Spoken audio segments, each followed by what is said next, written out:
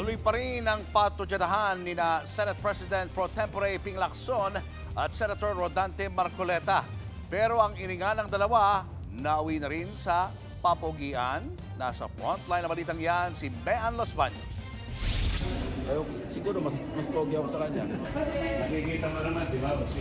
Pabirong bumanat si Senate President Pro Tempore Ping Lacson nang matanong kung bakit tila lagi siyang sinisisi nang nakabangayan niyang si Senador Rodante Marcoleta. Matatanda ang nagkasagutan ang dalawang senador kahapon. Isa sa mga ugat niyan ang pagpuna ni Marcoleta sa umunay mabagal na usad ng report ng Blue Ribbon Committee kaugnay sa investigasyon sa flood control scandal. Giit ni Lacson, hindi naman tama na sisihin siya sa hindi pag-usad ng committee report. Samantalang ang ibinigay daw nilang kopya ng report sa opisina ni Senator Marcoleta, nakatenga pa rin hanggang ngayon. Sabihin niya, hindi raw pirmado yung ng chairman. Of course, how would I sign a PDF?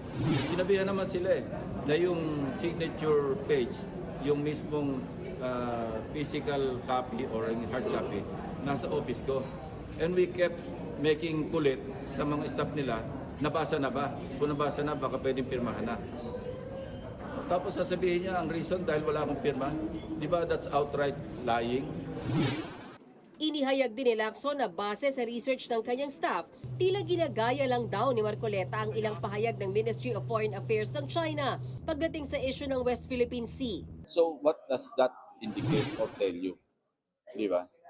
So kung gano'n ang kanyang posisyon, pinaparot niya lang ba yung posisyon ng China regarding the West Philippine Sea?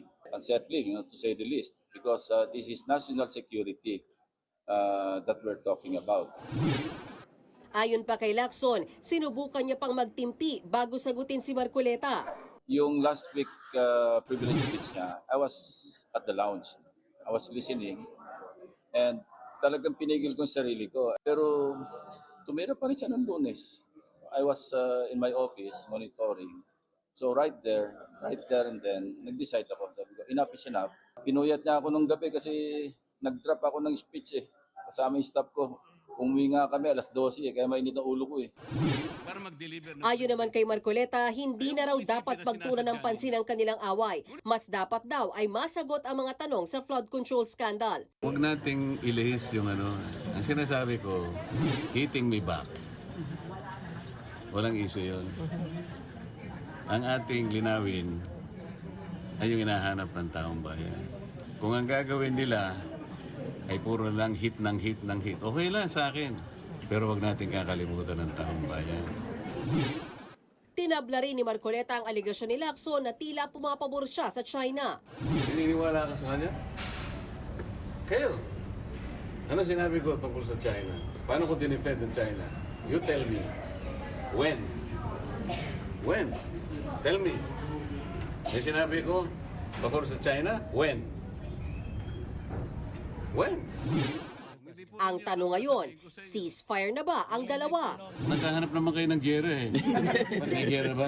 Depende. Sabi ko, you hit me, I'll hit you back. Kasi sobra na namimihasa na, ibig sabihin. Wala namang basihan. Nagbabalita mula sa Frontline, Bean Los Baños, News 5. Mga kapatid, Julius Babaw po.